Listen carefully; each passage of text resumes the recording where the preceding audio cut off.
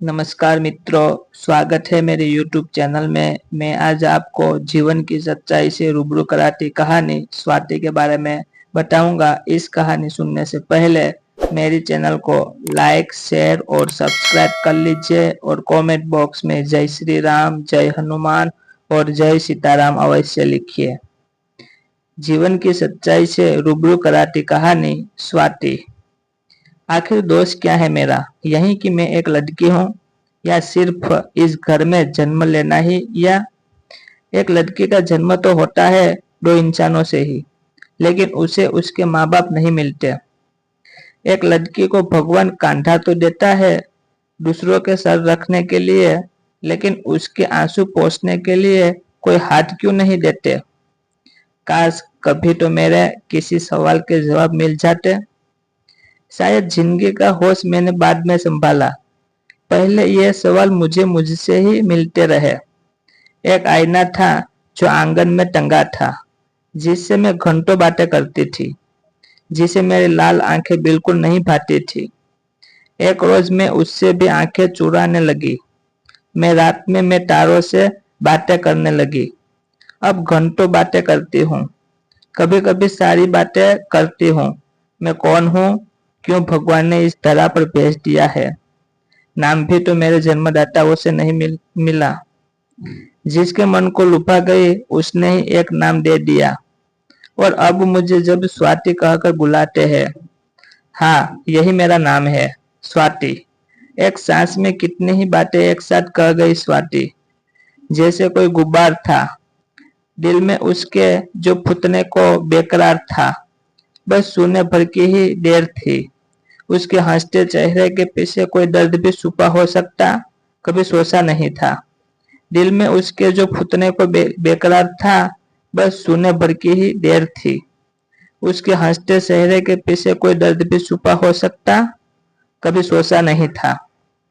जब भी मैं स्वाति से मिली, वह हमेशा हंसते हुए उल्टे मुझे समझाती, मेरे शिकवे शिकायत को दूर करने जो मुझे मेरे अपनों से मिली।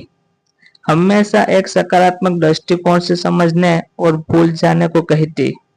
आज उसे हुआ क्या है? क्यों ऐसी बातें कर गई? फोन पर क्यों मुझे घर आने को कहा? मैं उसकी बातों को सोचने लगी और तैयार होकर उसके घर की ओर चल पड़ी। रास्ते पर स्वाति का चेहरा और उसकी बातें ही कानों में गूंजती रही। रास्ते लंबे से प्रतीत होते जा रहे थे। 10 मिनट का सफर घंटों से काम नहीं लग रहा था। जैसे ही मैं स्वाति के घर पहुंची, देखा घर का दरवाजा खुला था। घर का कोई भी नौकर नजर नहीं आ रहा था। मुझे देखते ही स्वाति दौड़ पड़ी और जोर से गले लगा लिया और फफकते हुए कहा, माँ बीमार है। तेरी माँ तो हमेशा ही बीमार रहती है, अब इसमें रोने की क्या बात है? जल्दी ही ठीक भी हो जाती है। ठीक हो जाएगी, हिम्मत रख। मैंने उसे ढांढस बताते हुए फिर से गले लगा लिया। मैंने पास ही रखा गिलास का पानी उसकी ओर बढ़ाया और कहा, 2 घूंट पानी पी और शांत हो जा।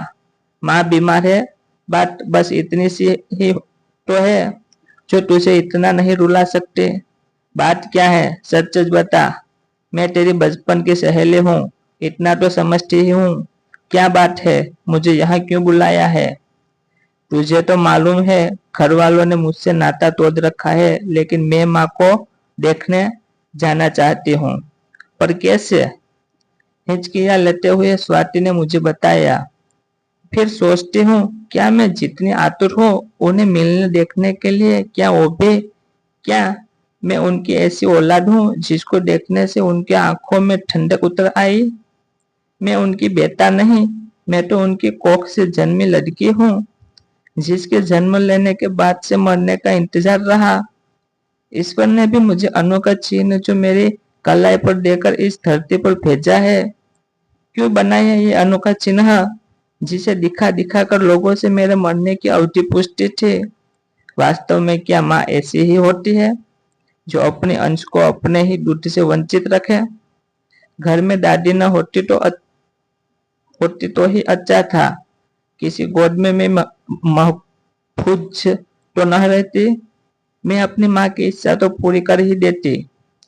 रोटी बिकल थी, भूखी प्यासी, बिना देखभाल किसी बीमारी की चपेट में आकर मर तो जाती, दूर तो हो जाती मैं अपनी माँ की आंखों से जो किरकिरी बन के चुभ रही थी। लेकिन शायद ईश्वर की और मर्जी थी। वक्त के साथ मैं भी बड़ी तो हुई, पर कहते कहते स्वाति की आंखों की लदियां टूटने से लगी। हिचकियां थम सी गई थी, पर जैसे कोई ज्वर भाटा मेरे हृदय को द्रवित सा करने लगा। स्वाति की आंखों के चुभते आंसू मेरी आंखों में नमी बन के बहने को आतुर हो रहे थे। और स्वाति एक सांस में जाने क्या कह जाना चाहती थी। मैं हैरान परेशान और अपनी आंसुओं के बोझ तले दबती जा रही थी। तभी स्वाति मेरे कंधे पर सर रखकर एक लंबी सांस लेते हुए बोली, तुझे पता है मैं सिर्फ 3 साल की थी, मेरे हाथ में फ्रैक्चर आ गया था। बच्चों के खेल खेल में मैं काफी ऊंचाई से गिर गई थी। मैं दर्द से कराह रही थी और मेरी माँ ने कहा कि मेरी बदमाशी है, बहाना है, और मैं रोते रोते सो गई थी। रात को पापा जब आए तो मुझे गोद में ले लिया और दवा लगाई, फिर डॉक्टर को दिखाया। जबकि मेरे किसी भी भाई को कुछ हो जाता तो वो बहुत परेशान हो उठती, पर मेरे लिए कहते हुए उसके भरे आंखों के आंसू गालों से होकर गिरने लगे। मैं और व्यथित हो उठी और उसे गले से लगा लिया। स्वाति किसी अबुझ बच्चे की तरह मेरी गोद में सिमटती जा रही थी। सुबकते हुए स्वाति ने कहा, यही नहीं मेरी माँ थी, वो मेरी अपनी माँ, लेकिन बेटों के मोह में फंसी हुई थी। बेटी उसके लिए कुछ भी न थी। वक्त गुजरा, मैं समय के साथ सब कुछ सीख चुकी थी। पढ़ाई के साथ साथ घर की जिम्मेदारी भी थी, किसी कुशल गृहिणी की तरह निभाने लगी थी। 16वें वसंत के आते आते शादी की बात भी होने लगी थी। जैसे मुझसे मुक्ति के रास्ते तलाशे जा रहे थे। मैंने माँ को पापा से बात करते सुना तो खुद को रोक नहीं पाई। मैंने पापा से कहा, पापा मैं पढ़ना चाहती हूँ, कुछ करना चाहती हूँ, अपने पैरों पर खड़ी होना चाहती हूँ। पर जानती है मेरे पापा ने क्या कहा? स्वाति बेटा, अच्छे रिश्ते बार बार नहीं मिलते। बहुत अच्छी फैमिली है, छोटी सी फैमिली है, लड़का इंजीनियर है, तो बहुत खुश रहेगी वहाँ। इतना सुनते ही मैंने बस इतना ही कहा था, ठीक है पापा, बोझ हो ना आप सबके लिए, उतार दीजिए। कल मुझे जलाकर मार डालेगा, तब आप संतुष्ट होगे ना? मुझे रोते हुए देख और ऐसी बात सुनकर पापा सकपका से गए। तब वो बोले, नहीं नहीं बेटा, ऐसी बात नहीं है, तू नहीं चाहती तो मैं कतई तेरी शादी की बात नहीं करूंगा। और कुछ महीनों बाद ही एक खबर ने सबको चौंका दिया था। वो ये कि उस सो कॉल्ड अच्छी फैमिली ने पैसों के लिए जिस लड़की से शादी की थी उसे जलाकर मार डाला। इतना कहते कहते स्वाति मेरी गोद से उठकर दीवार के सहारे बैठ गई। मैं आगे स्वाति की दास्तां सुनने की हिम्मत नहीं जुटा पा रही थी। मेरी उलझन बढ़ती जा रही थी। मेरे मन में भी न जाने कितने सवाल लहरों की तरह हलचल मचा रहे थे। तभी उसका 2 साल का बेटा आकर उसकी गोद में बैठ गया और तोतली आवाज में अपनी माँ से अपनी बड़ी बहन की शिकायत बताते हुए बोला, माँ, दीदी मुझे चॉकलेट नहीं दे रही। बच्चों के आने से मैंने राहत की सांस ली। स्वाति बच्चों को बहलाने चली गई। मैं अकेले उस कमरे में बैठी थी। आज वही घर एकदम अजीब सा लग रहा था। हर चीज को जो कमरे में करीने से रखी थी। खिड़की और दरवाजे के खूबसूरत पर्दे हवा के साथ अठखेलियां कर रहे थे। बच्चों को बहलाकर घर के नौकर के साथ उन्हें बाहर लॉन में देखने को भेज दिया और दूसरे नौकर से बाहर लॉन में ही कुर्सियां लगाने को बोला। तभी उर्मी जो उसकी हेल्पर थी, स्वाति के साथ ही कमरे में आई और बोली, मैम साहब कॉफी और स्नैक्स बाहर ही लगवा रही हूँ। मौसम भी काफी अच्छा है। स्वाति बोली, नहीं उर्मी, यहीं भिजवा दो। मुझे बाहर का मौसम बहुत अच्छा लग रहा था। मुझे लगा स्वाति भी बाहर बैठेगी तो दिल बहल जाएगा।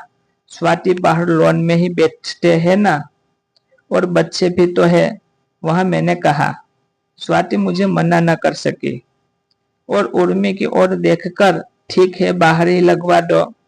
हम दोनों बाहर लॉन में बैठे व बच्चों को खेलता देख स्वाति मुस्कुराई और मुझसे बोली, तुझे याद है बचपन में हम सब भी तो शाम में ऐसे ही खेला करते थे।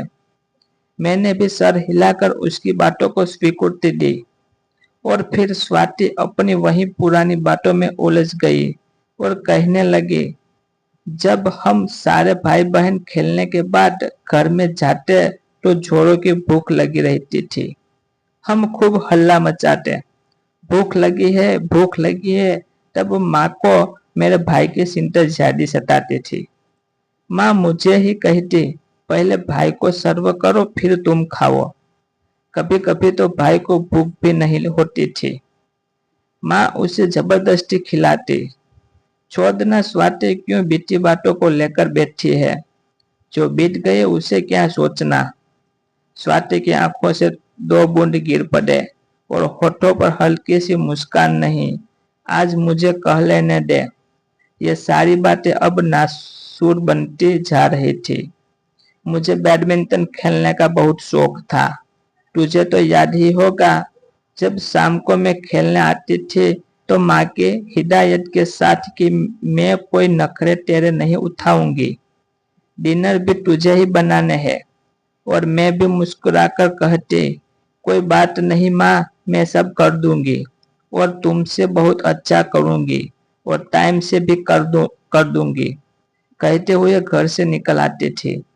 मुझे कभी कोई तकलीफ होती तो मैं माँ से नहीं कहती। स्वाति ने मुस्कुराते हुए कहा। कुछ ही दिनों बाद तकदीर एक बार फिर उसी मोड़ पर ले आई।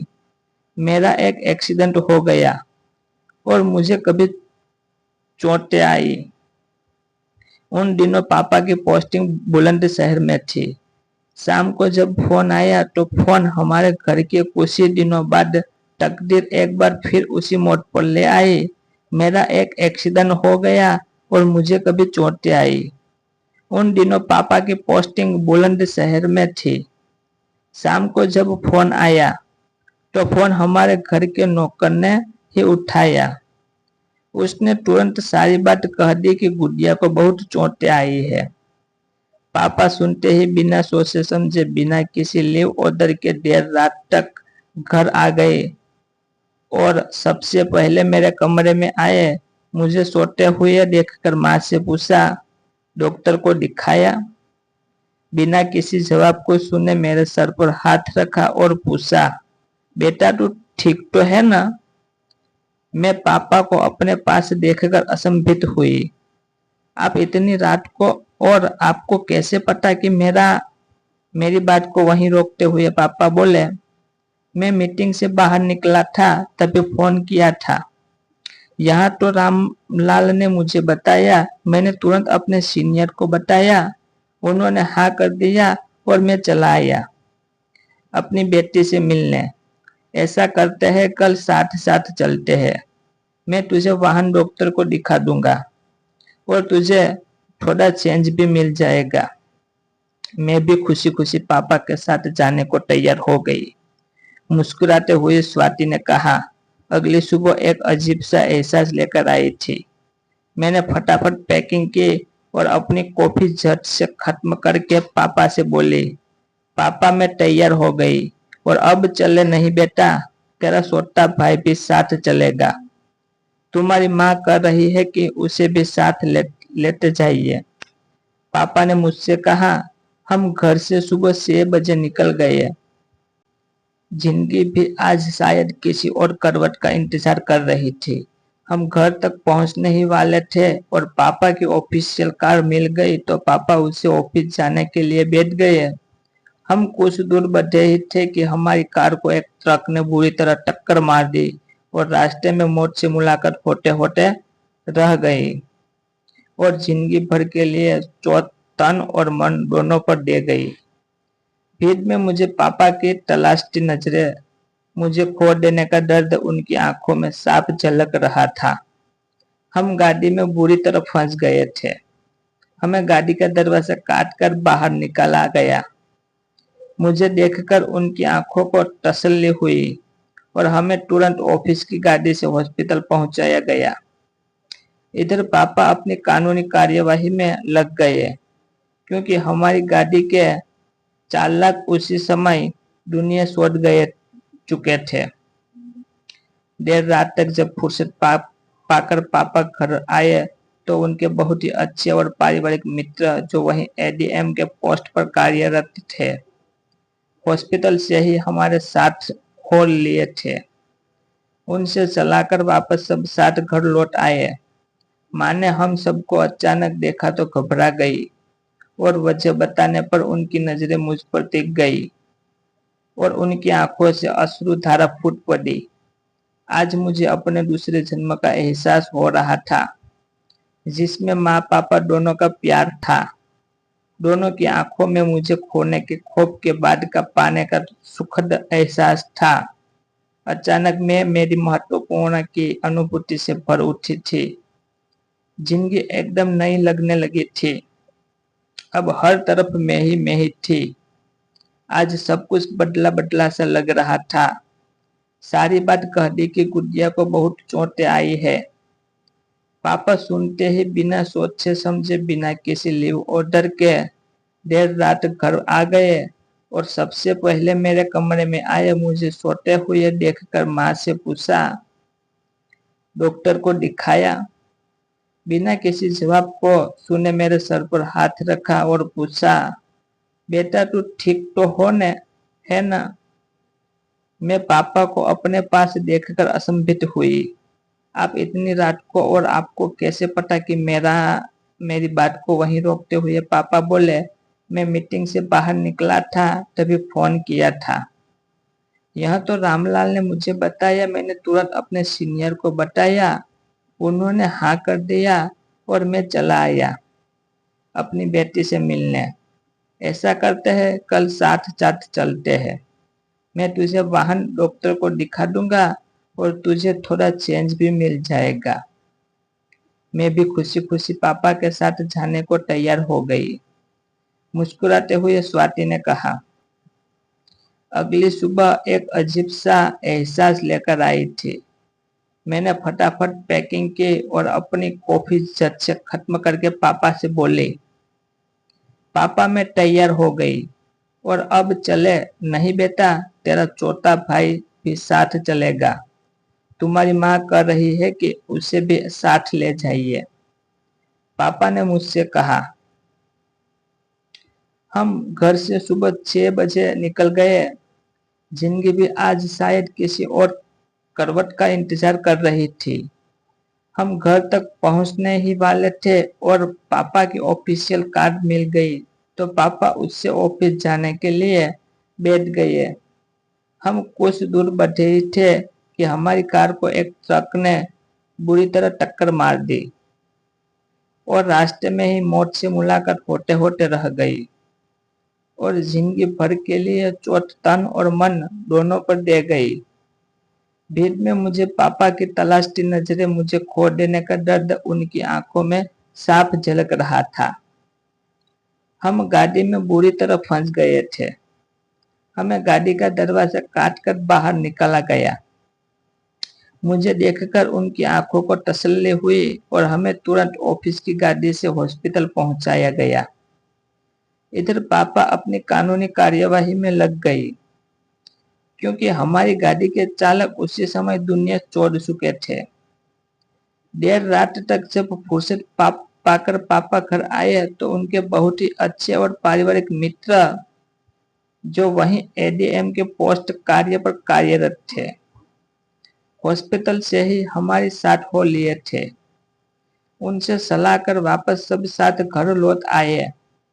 माँ ने हम सबको अचानक देखा तो घबरा गई और वजह बताने पर उनकी नजरें मुझ पर टिक गई और उनकी आंखों से अश्रुधारा फूट पड़ी। आज मुझे अपने दूसरे जन्म का एहसास हो रहा था, जिसमें माँ पापा दोनों का प्यार था। दोनों की आंखों में मुझे खोने के खौफ के बाद का पाने का सुखद एहसास था। अचानक मैं मेरी महत्वपूर्णता की अनुभूति से भर उठी थी। जिंदगी एकदम नई लगने लगी थी। अब हर तरफ मैं ही मैं थी। आज सब कुछ बदला बदला सा लग रहा था। मायके और ससुराल दोनों में मुझसे अपना अपना दामन बचा लिया। ईश्वर की कृपा से मेरी बच्ची ठीक हुई तो मुझसे ही मेरे यहीं दूर हुए रिश्ते जुड़ने लगे। मेरे दिल का घाव और गहरा होने लगा था। मैं अकेले लटकी नन्हे बच्चों के साथ सांसें संभलने लगी थी। ईश्वर ने फिर तभी मेरी एक और परीक्षा ली। मेरी गृहस्थी में आग लगा दी। मेरे घर का सारा सामान जलकर खाक हो गया। जली गृहस्थी पर भाई भाभी की जली कटी बातों के कटाक्ष भी मिले। गृहस्थी की आग बुझते बुझते मेरे सीने में हमेशा हमेशा के लिए लग गई। स्वाति की आवाज भरा उठे और थमे हुए आंसू किसी धारा की तरफ फूट पड़े। एक बार फिर मैंने उसे उसके दर्द में डूबा गया पाया। मैं भी सन्न सी हो गई। एक सन्नाटा से चारों ओर पसरा सा महसूस होने लगा। स्वाति ने कहा, शायद वो आखिरी इम्तिहान था, और वहां रोते हुए मुस्कुराने लगी। कुछ ही दिनों बाद मैं अपने पति के पास चली आई। एक हल्की सी राहत भरी मुस्कुराहट के साथ स्वाति ने बताया, तुझे जानकर हैरानी होगी, मैं जब 5-6 साल बाद अपने घर, जिसे मायका कहूँ तो ही बेहतर होगा, गई थी तो शायद मैं और भी बोझिल हो गई थी। घर में 4-4 गाड़ियों के होते हुए भी मैं बारिश में भीगती हुई, बारिश के मौसम में सड़कों पर भरे हुए पानी से होते हुए वापस आई। और तो और मुझे किसी ने दरवाजे तक छोड़ने की भी जहमत भी नहीं उठाई। दर्द से मेरा हृदय भर उठा था। अब मैं भ्रमित हो रही थी। समझ में यह नहीं आ रहा था कि स्वाति को दिलासा दूं या खुद जी भरकर रो लूं। मैं अपनी माँ से मिलने नहीं जाना चाहती थी, क्योंकि मुझे यकीन है कि कोई नया जख्म मेरी तलाश में होगा। स्वाति ने हिचकियां लेते हुए मुझसे कहा, मैं भी स्तब्ध हो गई थी, लेकिन मैं एक बार अपनी माँ से मिलना भी चाहती हूँ। जिंदगी के चंद क्षणों में जब उसने मुझे प्यार दिया था, वो पल दोबारा जीना चाहती हूँ। अब तू बता, मुझे जाना चाहिए या नहीं? मैंने तुझे इसलिए बुलाया है, बता ना। मेरे हाथों को हिलाते हुए स्वाति ने मुझसे पूछा। मैं स्वयं भी निर्णय लेने में असक्षम महसूस कर रही थी। खुद को संभालते हुए मैंने स्वाति से कहा, तुझे सब कुछ भूल जाना चाहिए स्वाति, और इन्हीं बच्चों में अपनी हर खुशी तलाशनी चाहिए। तो वास्तव में स्वभावतः इतनी परिपक्व है कि तुझे कोई नहीं तोड़ सकता। तू दूसरों का दर्द भी बांट लेती है। तुझे ईश्वर अब दर्द कभी नहीं दे सकता। तुझे पर यह उदास चेहरा जचता नहीं। तू मुस्कुराते हुए ही बहुत प्यारी लगती है, और कल ऑफिस में मुझे मेरी प्यारी और अपनी स्वाति मिलेगी, इतना मुझे भी यकीन है। अब बहुत देर हो गई थी और घर पर सबको मेरा इंतजार था, इसलिए मैंने स्वाति से इजाजत मांगते हुए कहा कि स्वाति, मुझे अब घर चलना चाहिए। तभी स्वाति मुस्कुराई और कुछ कागज जो उसके हाथ में थे उसने उसके टुकड़े टुकड़े कर दिए और बोली, तेरे आने से मेरा जी हल्का हो गया। फिर मुझे शोधने मेरी कार तक आई और अपने पुराने अंदाज में मुस्कुराते हुए मुझसे कल ऑफिस आने का वादा कर अपने बच्चों के साथ अपनी दुनिया में रम गई। इसकी जैसे मेरी नेक्स्ट रसप्रद वीडियो देखने के लिए मेरे चैनल को लाइक, शेयर और सब्सक्राइब कर लीजिए, और कमेंट बॉक्स में जय श्री राम अवश्य लिखिए।